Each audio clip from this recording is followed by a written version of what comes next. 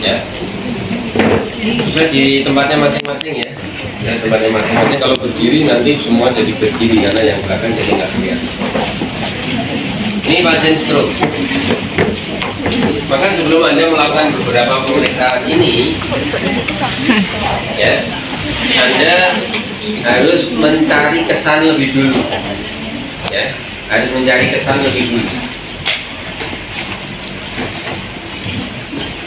Oh, ini pasien stroke. Saya sudah membaca medical recordnya. Dia kena di otak sebelah kiri, stroke-nya non-hemorrhagic misalnya. Anda sudah punya sedikit gambaran sebelum ketemu pasien. Nah, begitu Anda datang, juga Anda sudah melihat tentang posisi pasien, ya. Posisi pasien, posturnya seperti apa, ekspresi wajahnya seperti apa, ya. Jadi sebelum Anda melakukan pemeriksaan sesungguhnya, Anda sudah mencoba mencari itu semua. Kemudian Anda dekati seperti ini, Anda semakin tahu. Misalnya kemudian ini tangannya seperti ini, mungkin juga kakinya seperti ini, terus wajahnya terlihat cemas, terus khawatir, terus kemudian depresi, ya seperti itu. Jadi kita nanti harus memberikan simpati, empati kepada pasien ya, karena wajahnya seperti itu, depresi, cemas, ketakutan, ya, khawatir ya. Ya, orang sakit stroke itu biasanya problem psikologisnya itu bisa karena stroke-nya. Memang stroke-nya mengenai area yang mengatur tentang emosi atau psikologis. Bisa juga pasiennya itu sebetulnya yang mengatur psikologis, emosi dan sebagainya itu juga ada masalah, tapi dia karena tahu dia kena stroke, gumus paru, kecemasannya, kemudian depresinya. Apalagi kalau dia sudah pernah punya pengalaman ketemu dengan pasien stroke sebelumnya, ya, mungkin dia pernah tetangganya kena stroke, mungkin juga cerita dari orang lain bahwa stroke itu seperti itu, ya. Benar, stroke itu menakutkan. Bahkan ada yang mengatakan kalau waktu bisa diputar, ya, saya akan lakukan apapun untuk mencegah supaya saya tidak kena stroke. Tapi kan nggak mungkin itu terjadi. Ya, penyesalan itu biasanya di akhir gitu. Padahal stroke itu sebetulnya bisa dicegah, ya. Nah, kita nanti belajar itu di teori. Oke, jadi kita menangkap pesan seperti itu. Kita skip yang anamnesis ya. Kita langsung mau mencari tentang kekuatan. Maka kemudian Pak, selamat pagi Pak. Gimana kabarnya? Coba. Gimana kabarnya Pak? Kita coba aja salaman.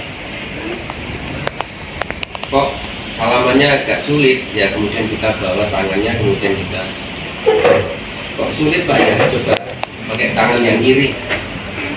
Nah, seperti ini Pak ya, digenggam Pak yang kuat. Nah, coba pakai tangan kanan, digenggam Pak yang kuat. Nah, Anda sudah mencoba mencari kesan ya, kekuatan ototnya.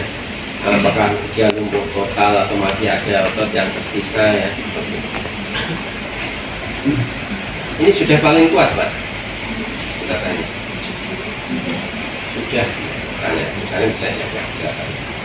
Coba sekarang ini Pak, tangannya dua-duanya itu diangkat seperti ini. Ya. Nanti kaki kanan dan kiri sama Pak ya, simetris seperti itu digerakkan. Coba lakukan 1, 2, 3. Yang ini Pak, masa ini ketinggalan ini? Ya, misalnya seperti itu. Dan memang ketinggalan seperti ini. Tapi kita menangkap kesan. Kesannya apa ini? Ada gerakan. Ya, ada gerakan. Tapi gerakannya hanya sedikit, ya, hanya sedikit. Kalau Anda kira-kira MMT-nya ini berapa nilai? Kalau Anda kira-kira 0 atau 1 nggak mungkin karena sudah ada gerakan. 3 nggak cukup karena 3 itu full ROM, melawan gravitasi. Ya hanya bisa begini. 0, 1 sudah lebih, 3 nggak cukup, berarti 2. Kemungkinan nilainya. Baru kemungkinan itu kita menangkap kesan. Belum boleh itu ditulis 2 beneran. Kenapa? Karena itu baru perkiraan. Ya. Tapi perkiraan kita kemungkinan sih benar.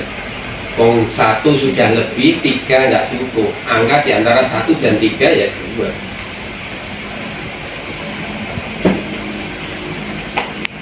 Boleh terus kemudian Anda tulis seperti ini. Left, right, upper, lower. Kemudian kirinya normal semua Pak. Yang ekstremitas atas 5, ekstremitas bawah 5, sisi sebelah kiri. Yang kanan 2. Misalnya begini. Kalau mencari kesan ya boleh, mencari kesan boleh. Tapi kalau ini menjadi apa ya, laporannya fisioterapi, ya kebangetan yang di fisioterapi menulis gitu. Kenapa? Karena pemeriksaan kekuatan otot itu bidangnya fisioterapi, masa menulis kekuatan otot begini. Kekuatan otot ekstremitas atas ini otot apa ini? Ya, otot-otot itu kan harus disebut. Ya, otot ekstremitas atas nggak ada. Yang ada itu otot bicep, otot ekstremitas atas nggak ada. Nah, sehingga kesan boleh lah, tapi kalau Anda laporan hasil pemeriksaan fisioterapi Anda tulis begini, nggak boleh. Mungkin ekstremitas bawahnya kita juga mau menangkap kesan. Kalau kesannya mengangkat seperti ini berat, biasanya kemudian kita hanya minta pasien untuk menggerakkan kakinya. Coba Pak, kakinya ini kanan dan kiri digerakkan ke atas seperti ini. Nah, kemudian didorong ke bawah. Coba lakukan bareng. Nah, misalnya seperti itu. Yang bergerak kok hanya yang kiri Pak.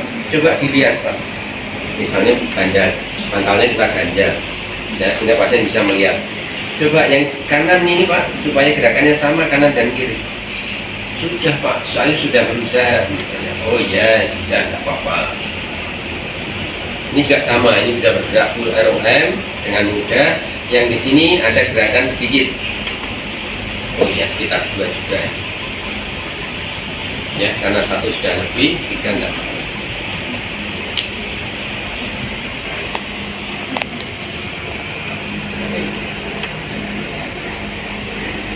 Jadi itu kita baru menangkap pesan. Nah, sekarang kita coba periksa lebih detail kekuatan ototnya. Kita periksa di kita ke atas. Nah, ini contoh saja yang paling mudah. Flexor siku. Ya, flexor siku. Pak, coba sikunya ini ditekuk seperti ini Pak ya. Nah, seperti ini. Kalau Anda tidak yakin pasiennya memahami perintah atau tidak, karena pasien stroke kan bisa disertai dengan gangguan kognitif, kemudian afasia, ya, sehingga kadang-kadang dia nggak memahami perintah dengan baik, gitu ya.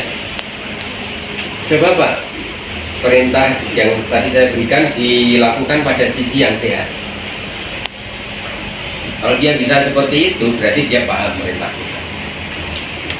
Jangan sampai ini nanti misalnya ya pasien tidak terjadi gerakan, itu bukan karena pasien nggak bisa, tapi karena pasien nggak tahu. Jangan sampai itu terjadi.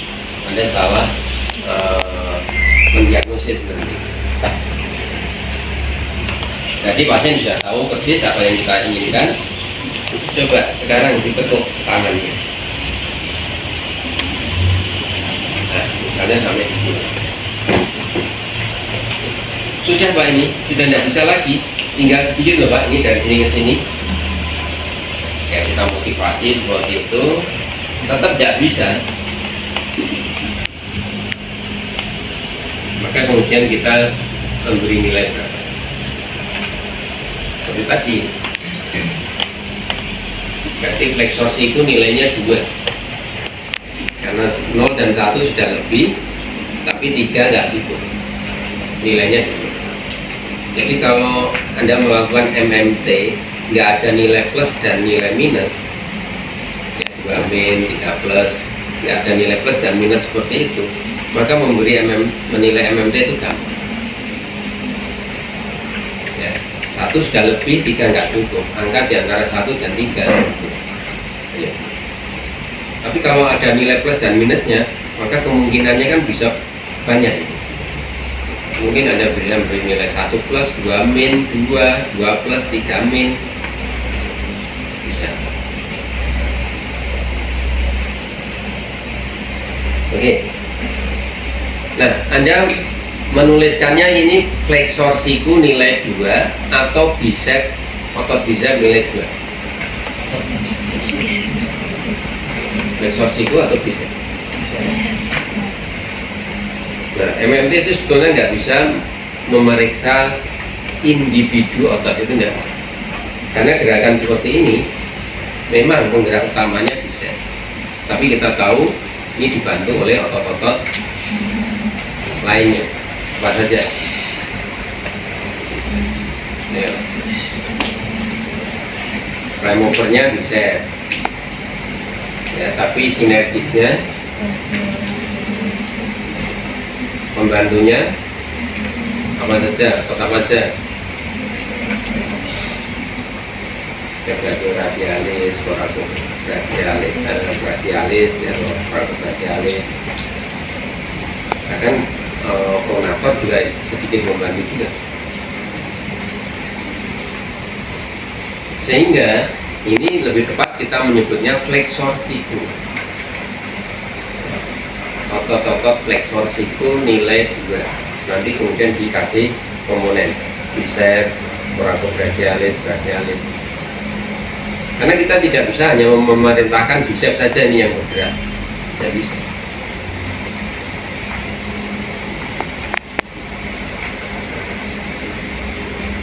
Jadi MMT itu lebih tepat memeriksa grup otot, ya, tidak individu otot, tapi grup otot. Atau lebih tepatnya gerakan, memeriksa gerakan. Nah, kemungkinan yang kedua, Anda suruh bergerak, dia nggak ada gerakan, nggak ada gerakan. Coba Pak, ini ditekuk, ya, nggak ada gerakan. Yang di sini Pak, ditekuk, ayo sikunya ditekuk. Nah, seperti itu. Di sini tetap nggak ada gerakan. Maka kemungkinan nilainya, kalau nggak 0 ya 1. Terus untuk membedakannya, dipalpasi. Apakah terasa ada kontraksi dari otot, ya, terasa berdenyut atau terasa berkedut, ya, pada otot bicep misalnya. Kita cari palpasi. Mungkin juga kita lihat juga. Nah, setelah kita minta, karena MMT itu tes gerak aktif, ya, MMT itu tes gerak aktif. Jadi Anda memeriksanya adalah seperti tadi, Pak, gerakan begini. Kemungkinannya nanti ada 3. Dia bisa bergerak tapi tidak full ROM, kemungkinan nilainya 2. Dia tidak bisa bergerak, kemungkinan nilainya 0 atau 1. Kita palpasi. Nggak terasa sama sekali adanya denyut atau kedutan dari otot, berarti nilainya 0. Tapi kalau terasa ada kedutan atau bahkan ada gerakan di sini sedikit, ya, nilainya 1. Itu kemungkinan yang kedua. Kemungkinan yang ketiga, dia bisa bergerak full ROM. Nah, bisa bergerak full ROM. Berapa nilai? 5. Berapa? Bergerak full ROM melawan gravitasi, itu nilai 3. Berarti nilainya berapa ini? Minimal 3. Ya, minimal 3. Karena dia bisa bergerak full ROM melawan gravitasi. Kemungkinan dia bisa aja lebih, minimal 3 karena sudah tercapai kan 3. Maka kemudian mungkin 5 itu. Cara ngetesnya gimana? Pertama bisa Anda lakukan grid test. Grid test. Grid test itu di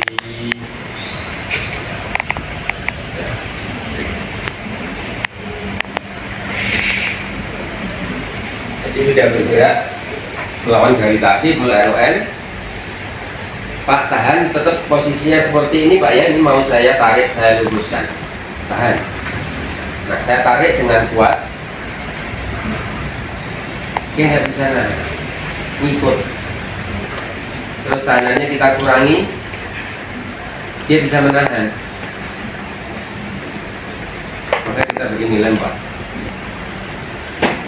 Kalau ini tadi kita tarik dengan kuat, itu dia bisa menahan, tetap di sini nilainya 5. Tapi kita tarik dengan kuat, dia ngikut, tahanan kita kurangi, dia bisa menahan 4. Tapi tahanan sudah kita kurangi, tetap aja ngikut, berarti ya 3 tadi, minimal 3 tadi benar 3.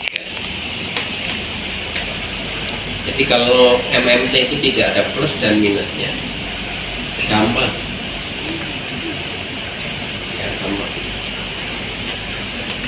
Kemungkinannya 3 tadi ya.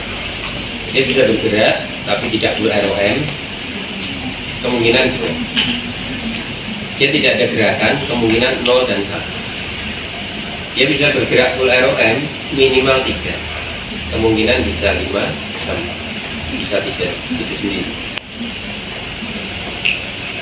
Anda tidak mau melakukan grid test, Anda lakukan biasa. Anda kasih tahanan di sini. Tekuk sukunya Pak ya. Tahanannya pertama minimal atau berat? Maksimal. Kalau minimal bisa, Anda kasih maksimal. Maka Anda melakukannya menjadi 2 kali kerja 4 jam melelahkan pasien. Jadi tahanannya maksimal dulu. Tekuk terus kok bisa? Oh berarti 5. Tahanan maksimal nggak bisa, tahanan kita kurangi. Oh bisa, oh berarti 4. Ya. Jadi maksimal dulu. Nah, menentukan tahanan maksimal itu juga masalah juga. Seberapa kuatkah tahanan maksimal itu? Ya, seberapa kuat? Yang disebut dengan tahanan maksimal. Tahanan maksimal itu adalah tahanan yang paling berat yang masih bisa dilawan oleh pasien dengan relatif mudah dan toleran.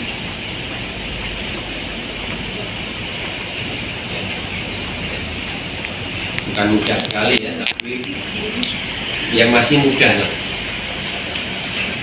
Jadi memberikan tahanan maksimal tidak seperti ini. Tekuk situnya paling kuat Mas, kuat-kuatan sama saya. Enggak begini ya.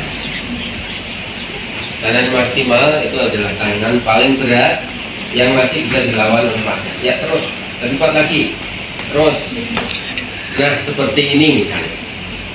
Nah ini Anda lakukan pada sisi yang sehat. Karena ini kan Anda belum tahu dia bisa melawan tahanan maksimal. Lakukan pada sisi yang sehat. Oh ternyata begini rasanya tahanan maksimal. Maka kemudian Anda aplikasikan di sini seperti yang di sini. Coba cukup dulu. Ya, terus masuk tahanan maksimal itu kekuatannya seperti ini. Oh, dia nggak bisa. Tahanan saya kurangi. Oh, bisa. 4 ya. Ya, jadi tahanan maksimal itu bukan tahanan yang paling berat yang diberikan oleh fisioterapis. Ini saya tahan seperti ini aja, coba mas, lakukan dengan kekuatanmu paling maksimal, bisa enggak? Hanya saya bebani ringan begini, dia sudah nggak bisa. Apa nilainya ini? Menanda nggak bisa. Ya. Jadi tahanan maksimal itu memang subjektif. Jadi Anda harus bisa memperkirakan. Ya. Tahanan yang paling berat yang masih bisa dilawan oleh pasien dengan relatif mudah dan full error. Anda mencoba pada pasien stroke, Anda bisa coba dulu dengan sisi yang safe untuk menentukan tahanan.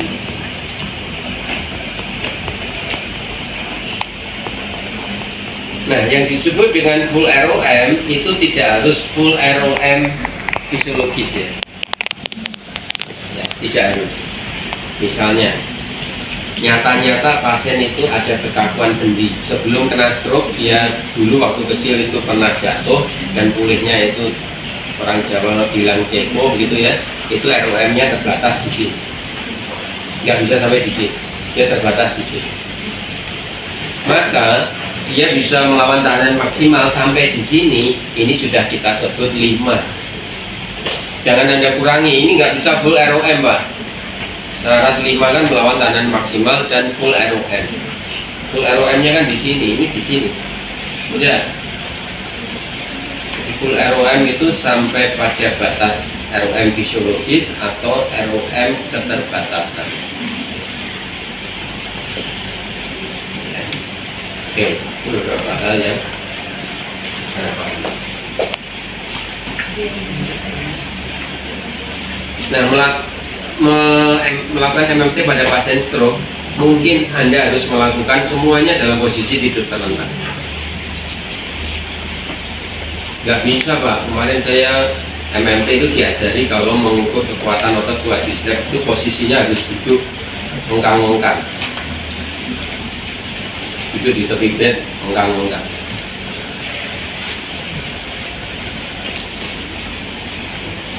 Iya, mungkin Anda diajari MMT begitu. Nah, pasien stroke ini belum boleh duduk. Kenapa? Karena ada proses patologi stroke di kepalanya. Berubah posisi aja belum boleh mungkin kalau dia masih stadium akut 1-2 hari dari saat serangan stroke. Belum boleh, miring aja mungkin belum boleh. Tapi Anda sudah harus misalnya ya menilai MMT. Kan semuanya harus dilakukan dalam posisi tidur terlentang. Terus gimana? Anda mau mengukur quadriceps? Ya Anda harus bisa betul. Anda posisikan seperti ini. Coba Pak, ini lututnya diluruskan seperti ini. Kok dia bisa bergerak di sini? Berarti 3 nggak cukup, tapi sudah ada gerakan, kemungkinan 2. Kalau dia nggak ada gerakan, maka kemudian kita coba palpasi di otot quadricepsnya. Coba Pak digerakkan. Terasa ada yang berkedut di sini, nilainya 1. Kemungkinan yang ketiga, dia bisa bergerak full ROM. Kalau bisa bergerak full ROM berarti minimal 3. Kita kasih tahanan, mungkin tahanan kita tidak melakukan free test, tapi biasa saja. Tahanan maksimal, kalau nggak ada gerakan, tahanan kita kurangi, dia bisa bergerak. Kok bergeraknya hanya sampai di sini melawan tahanan minimal.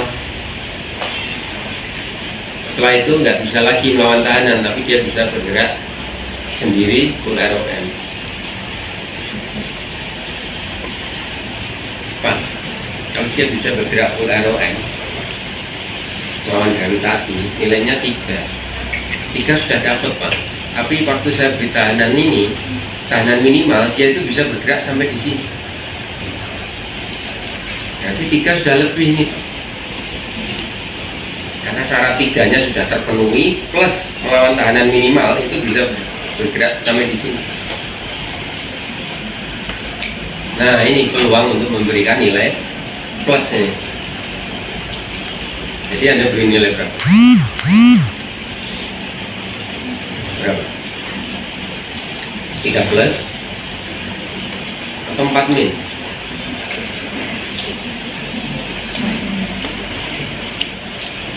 Nah, kalau sudah ada plus dan minusnya, itu subjektivitasnya menjadi tinggi. Mungkin Anda bisa berargumentasi dengan teman Anda, ini 3 plus ini, enggak, kalau saya 4 min ini.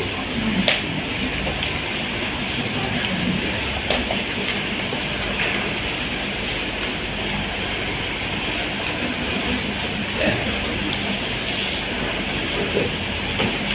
Nah, mungkin aja Anda kira-kira ya, memberi nilai plus dan minus itu pertimbangannya adalah ROM yang dicapai dan juga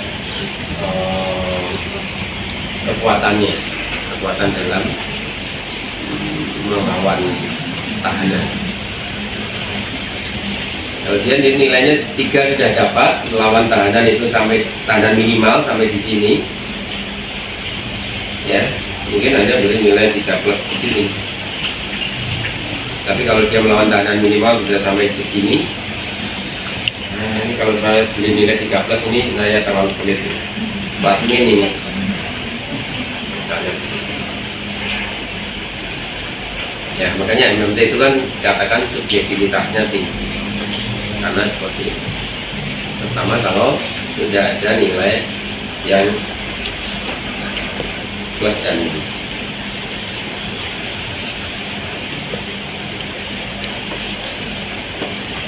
Kita mau kekuatan otot kalau lagi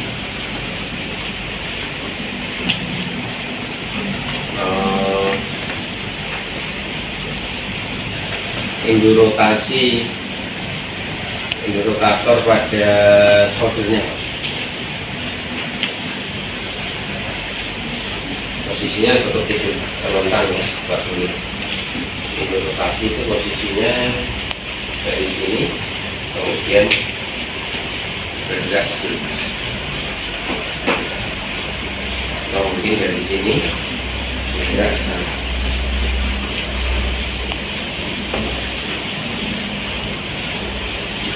ROM seperti itu, maka kemudian nilainya adalah 3 ya, jadi kenapa nggak dari awal begini Pak? Kalau dari awal begini dia nggak bisa lurus lututnya, sehingga terpaksa kita posisinya seperti ini, kita sanggah, kemudian kita minta untuk pasien tekuk lututnya dengan pelan, terus nilainya 3 ya. Kita coba apakah nilainya 5 bisa kita lakukan retest. Jadi posisinya seperti ini, kemudian ini mau saya tarik luruskan seperti ini, coba dilawan, jangan mau saya tarik begitu, tetap posisinya di sini ya, jangan mau saya tarik, tetap di sini, nggak kuat sama sekali ya. 5 nggak dapat, 4 juga nggak dapat ya, maka kemungkinan ya nilainya 3 tadi, mungkin 3 pun kurang ya. Karena ini tadi dia menggerakkan ke sini, ini dibantu oleh gravitasi waktu turun, dia bisa ngerem, itu bukan kerja dari hamstring tapi kerja dari quadriceps ini untuk ngerem ya. Nah seperti itu, sehingga kemudian Anda agak bingung ya. 5 jelas nggak cukup, 4 nggak cukup, 3 mungkin juga nggak 3. Gimana nih kira-kira?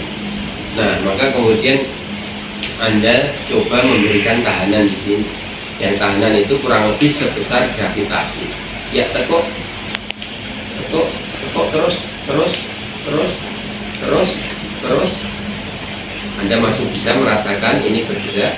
Anda memberi tahanan minimal, tidak sekedar menyangga tapi tahanan minimal yang seolah-olah itu sebesar gravitasi. Terus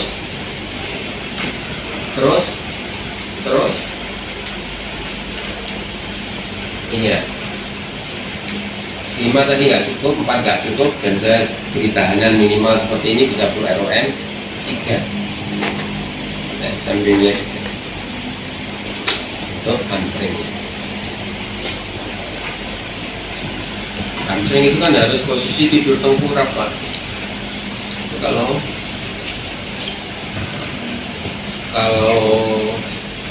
idealnya. Dan kalau Anda melakukan MMT, itu sekali lagi Anda adalah tidak tahu nilai ototnya, Anda mau mencari tahu nilai ototnya ya. Bukan sering saya tanyakan kepada mahasiswa, jawabannya kemudian begini. Bagaimana Anda melakukan MMT pada pasien stroke untuk mengukur kekuatan otot quadricepsnya? Ini Pak, kalau dia duduk ungkang-ungkang, kemudian kakinya bisa melawan gravitasi, meluruskan lutut, maka nilainya 3. Maka nilainya 3. Ya, itu teorinya seperti itu. Terus kemudian cara melakukannya gimana? Kalau dia bisa melawan gravitasi, nilainya 3. Kan berarti Anda harus melakukan tes gerak aktif kan? Anda menyuruh pasien meluruskan lututnya. Iya Pak. Nah itu, jadi lakukan tes gerak aktif lebih dulu. Ya, bukan kalau nilainya 3 kemudian pasien bisa posisinya seperti ini dan bisa melawan gravitasi. Anda itu mau memeriksa kekuatannya, jadi nggak tahu untuk jadi tahu. Bukan Anda sudah tahu nilainya dulu. Kalau 3 kemudian ditesnya gini Pak, ya kan? Sering itu mahasiswa jawabnya begitu. Kalau 3 itu begini Pak, kalau 4 itu dia begini, bisa melawan tahanan minimal.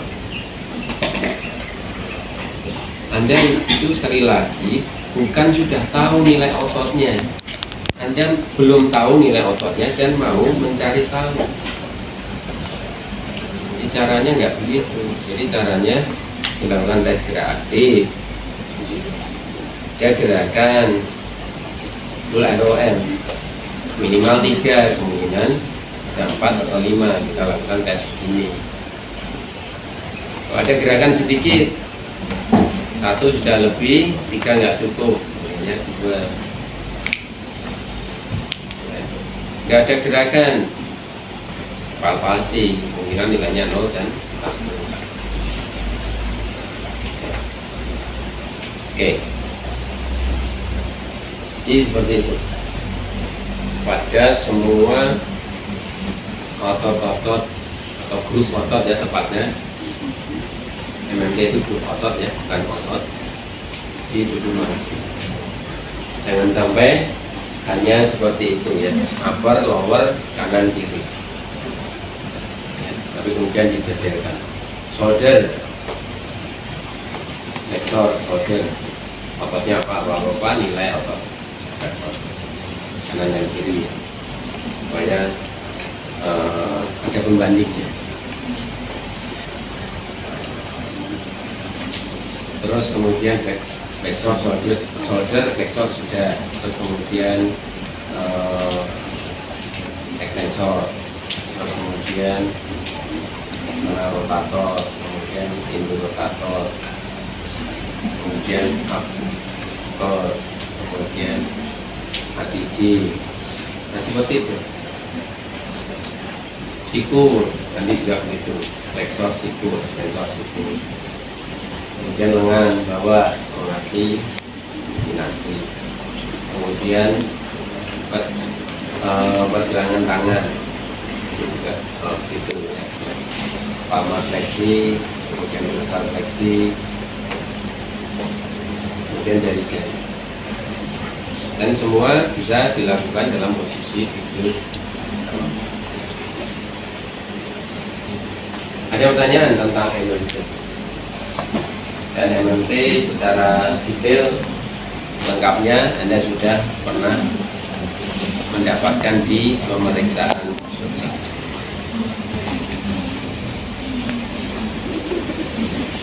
Ada pertanyaan tentang memeriksa MMT, kekuatan otot, mulai dari mencari kesan, kemudian tes gerak aktif, dan kemudian memberi nilai MMT-nya.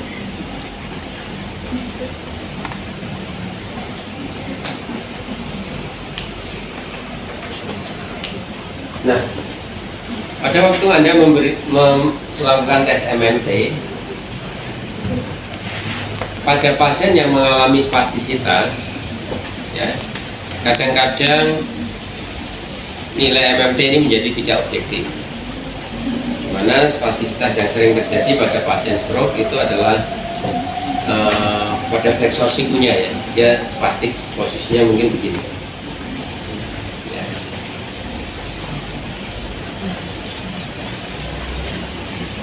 Pada waktu Anda luruskan, terus kemudian Anda suruh menekuk sikunya, pasiennya bisa.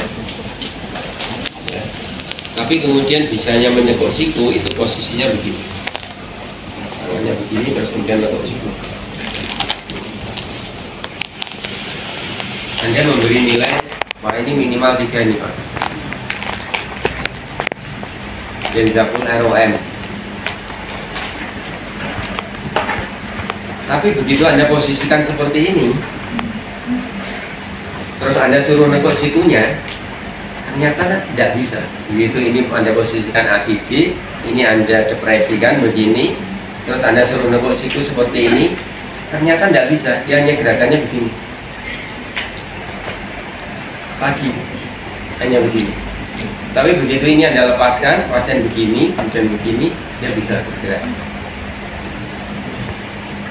Nah, jadi nilai 3 ini itu sebetulnya tidak dilakukan secara sadar dengan kekuatan otot flexor siku.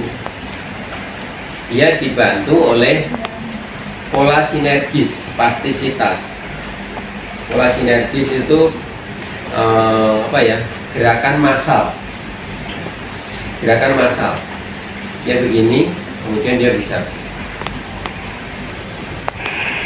Tapi begitu kemudian ini Anda depresikan, dia hanya bisa begini. Ini bisa sampai di sini. Nah, sehingga kalau ada spastisitas, Anda harus hati-hati memberikan MMT. Ya, karena bisa saja nilainya menjadi tidak objektif. Terus nilainya yang benar yang mana Pak? Seperti ini boleh atau ini harus posisi seperti ini? Harus posisi yang benar seperti ini. Benar-benar flexor sikunya yang hanya bekerja, tidak oleh gerakan pola sinergis atau pola massal. Itu kalau ada spastisitas. Begitu juga kalau Anda kemudian mengukur kekuatan otot ekstensornya. Kalau spastisitasnya kuat, Anda suruh menggerakkan ekstensi begini, nggak bisa dia, nggak bisa. Anda memberi nilai 0, sensor sikunya 0.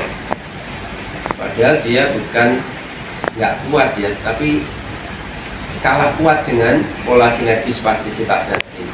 Dia nggak bisa begitu. Nah, maka kemudian apa yang Anda lakukan? Anda relaksasikan dulu. Ya, Anda relaksasikan dulu. Terus kemudian ini posisinya bukan dari awal seperti ini, tapi dari posisi seperti ini. Kemudian Anda suruh mengekstensikan sikunya. Oh, ternyata ada gerakan. Tadi waktu gerakannya begini dan pasiennya masih tidak rileks, itu ditarik gini aja susah. Apalagi suruh gerak aktif, Anda langsung memberi nilai ekstensor siku nilai 0. Tapi begitu Anda rilekskan, terus posisinya seperti ini, dia bisa bergerak seperti ini. Jadi tidak 0 ini. Ya, mungkin 3 memang belum, tapi 0 dan 1 sudah enggak, sudah ada nilainya, mungkin 2 menit. Nah, seperti itu. Kalau ada spastisitasnya, Anda harus lebih hati-hati. Biasanya kalau ada spastisitas dan kemudian Anda ragu memberikan nilai MMT-nya, maka tuliskan aja MMT yang paling tepat menurut Anda itu nilainya berapa, kemudian ditambahi dengan spastisitas. Dan nanti yang menginterpretasikan hasil pemeriksaan Anda itu tahu bahwa nilai ini kemungkinan tidak objektif karena ada spastisitas. Seperti itu. Nah, kalau Anda melakukan pemeriksaan kekuatan otot dengan MMT kemudian Anda tidak yakin, ya, maka kemudian Anda bisa mengganti pemeriksaan kekuatan otot ini dengan cara yang lain, yang kita sebut dengan pemeriksaan kekuatan otot fungsional. Misalnya, flexor sikunya kekuatannya berapa? Kekuatannya adalah dia mampu melakukan gerakan fleksi dan ekstensi siku dengan 5 kali pengulangan. Kekuatannya begitu, Anda tulis begitu. 5 kali pengulangan. Setelah Anda latih, kemudian pada pemeriksaan minggu berikutnya Anda tuliskan terjadi peningkatan kekuatan otot, flexor dan ekstensor siku, di mana bisa melakukan gerakan fleksi dan ekstensi 10 kali pengulangan.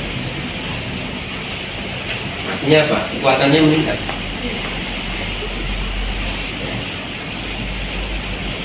Jadi kadang-kadang memeriksa seperti itu bagi pasien itu lebih mudah dipahami. Ya. Pak, ini Bapak kekuatannya sudah meningkat, kemarin bisa menggerakkan seperti ini hanya 5 kali, sekarang bisa bergerak 10 kali. Ya, pasiennya akan lebih mudah memahami daripada Anda memberikan, Pak, ini kemarin saya periksa kekuatannya itu masih 2 min, sekarang sudah 2 plus, Pak. Ya, 2 kekuatan otot itu artinya apa ya? 2 min itu artinya apa ya? Pasien hanya tahu naik atau katanya fisioterapi naik dari 2 min menjadi 3 plus. Oh, naik kekuatan otot saya, tapi dia nggak punya gambaran itu. Tapi kalau Anda lakukan pemeriksaan kekuatan ototnya seperti tadi, Pak, ini kemarin 5 kali pengulangan, sekarang Bapak kekuatannya sudah meningkat, bisa 15 kali pengulangan. Oh, saya naik tambah bisa 10 kali pengulangannya. Nah, pasiennya tahu itu artinya naik seperti itu, dan dia juga akan menjadi lebih semangat, termotivasi daripada Anda 2 min ke 3 plus itu artinya apa? Naiknya kok sedikit ya, hanya 2 sampai 3.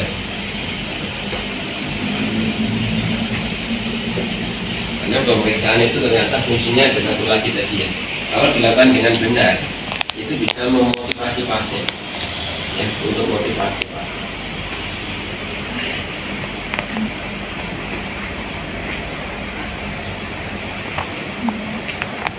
Dengan pemeriksaan kekuatan ototnya yang seperti itu aja, Pak, ya.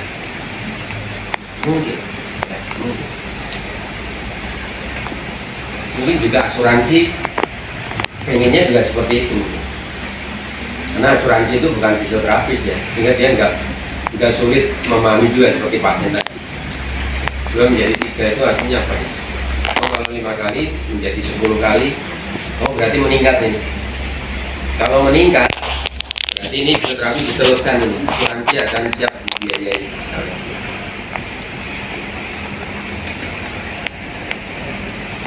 Begitu juga sebagai data penelitian misalnya, maka data penelitian 5 kali menjadi 10 kali itu kalau dianalisis SPSS itu kenaikannya itu nyata, mungkin kenaikannya akan kalau diuji signifikan naiknya.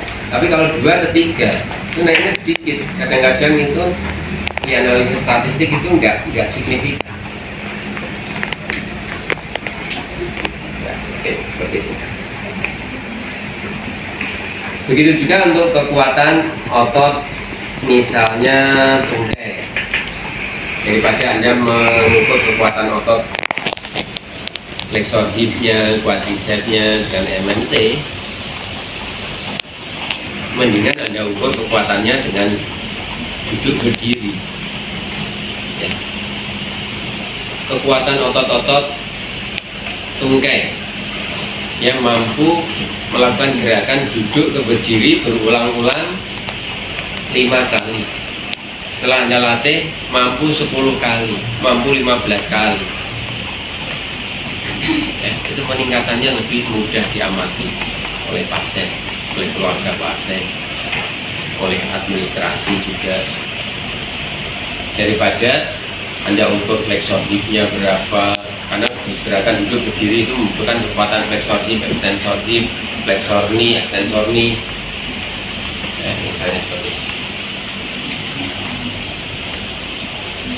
Mendingan pakai kekuatan otot fungsional. Atau mungkin Anda pakai apalagi kira-kira kekuatan otot, pakai beban Pak ya, mampu berapa kilo, tidak peduli ROM nya seberapa, pokoknya dia mampu melakukan gerakan berulang seperti ini. Misalnya kemarin 1 kilo, hari ini bisa 3 kilo. Nah, itu kan lebih bermakna juga daripada Anda pakai MMT. Sehingga MMT itu menjadi lebih jarang dipakai sebetulnya kalau pada pasien-pasien seperti itu. Mungkin adanya itu hanya di catatan fisioterapi, tapi begitu sudah untuk kepentingan apa ya, pasiennya, memotivasi pasien, keluarga, nggak bagus MMT dipakai. Kita pakai kilogram itu tadi, pengurangan gerak, atau mungkin kekuatan otot tungkai dihitung dari jarak berjalannya ya. Bapak kemarin berjalan bisa hanya 10 meter, sekarang Bapak bisa berjalan sampai 30 meter, artinya kekuatan otot-otot tungkai Bapak ini sudah meningkat. Itu juga bisa. Jadi banyak cara untuk mengukur kekuatan otot ya, tidak hanya MMT, tapi bisa pakai beban dengan satuan kilo, dan juga pakai pengulangan gerak, pakai lamanya waktu bergerak, bisa juga pakai apa, jarak yang ditempuh kalau itu jalan juga bisa. Banyak cara untuk Anda mengukur kekuatan otot pada pasien-pasien misalnya stroke, tidak hanya MMT. Ada pertanyaan mungkin sampai di sini ya, baru kita bahas tentang kekuatan otot ternyata. Ini saya lakukan di sini aja ya, gerakannya seperti ini, dari sini ke sini. Maka kemudian saya minta pasien untuk melakukan tes gerak. Coba gerakan tangannya menuju ke daerah perut. Nah, di sini nggak mungkin dia berhenti di sini, kecuali spastik ya. Kenapa? Karena ini pasti akan jatuh ke sana dibantu oleh gravitasi. Sehingga Anda ragu-ragu, ini sebetulnya nilainya 3 atau sebetulnya nggak ada 3, ini jatuh karena dibantu oleh gravitasi. Nah, gimana kalau Anda sudah ketemu gerakan yang seperti ini, yang dibantu oleh gravitasi?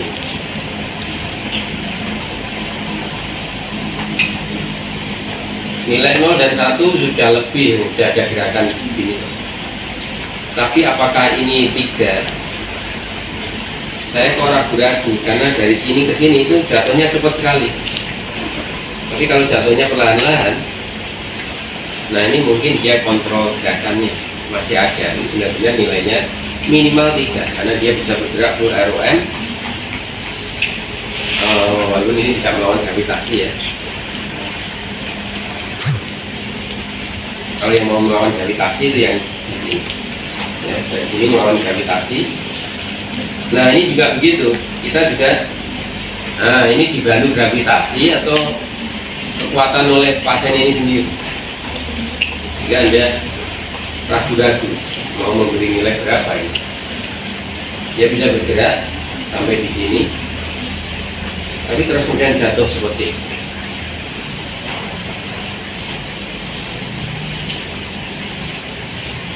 Ya, ini saya anggap 3, Pak.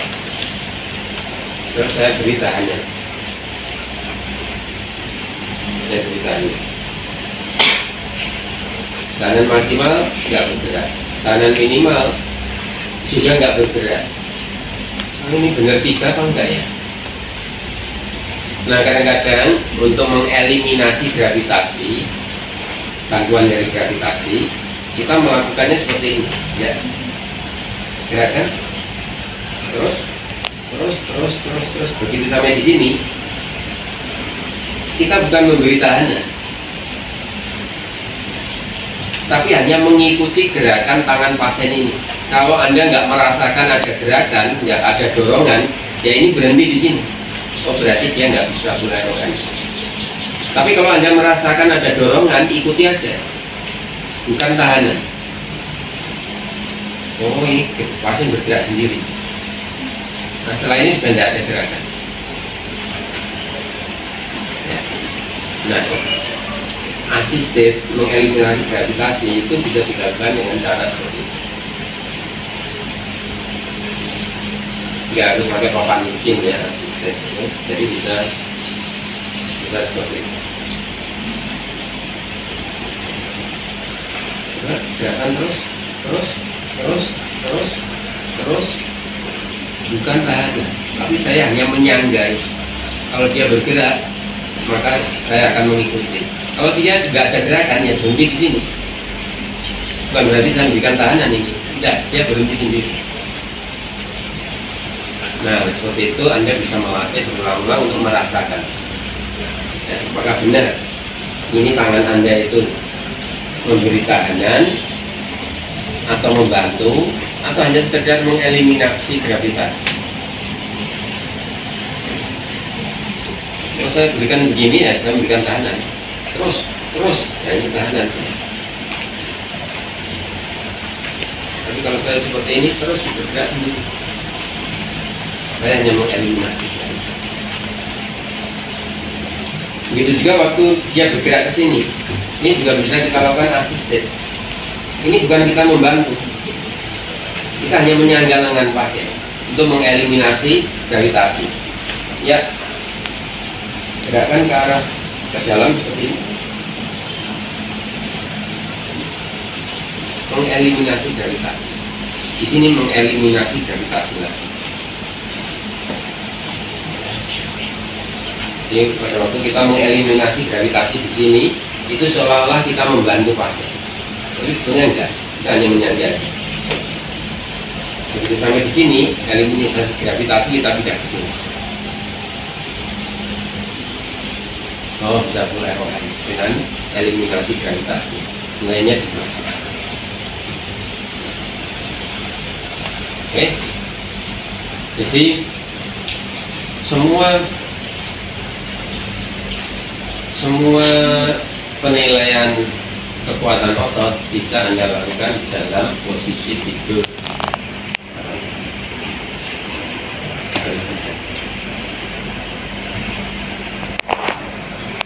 Pak, yang sulit itu misalnya hamstring ini, Pak. Hamstring itu kan fungsinya untuk fleksi pada lutut. Kalau saya posisikan seperti ini, ya, ternyata lututnya nggak bisa lurus. Dan ini turunkan, lututnya lurus sampai lutut lurus. Kemudian Anda beri penyanggaan, kemudian Anda minta pasien untuk menekuk lututnya, turunkan lututnya. Nah, ini juga begitu. Apakah Anda memberikan resisten di sini? Enggak. Mengeliminasi gravitasi. Coba tahan di sini, tahan, terus kemudian turunkan pelan-pelan. Kalau dia bisa menurunkan pelan-pelan secara terkontrol seperti itu, kalau dia full ROM, ya, nanti setelah begini kemudian kita fleksikan, ideal seperti ini, sehingga kemudian ada ruangan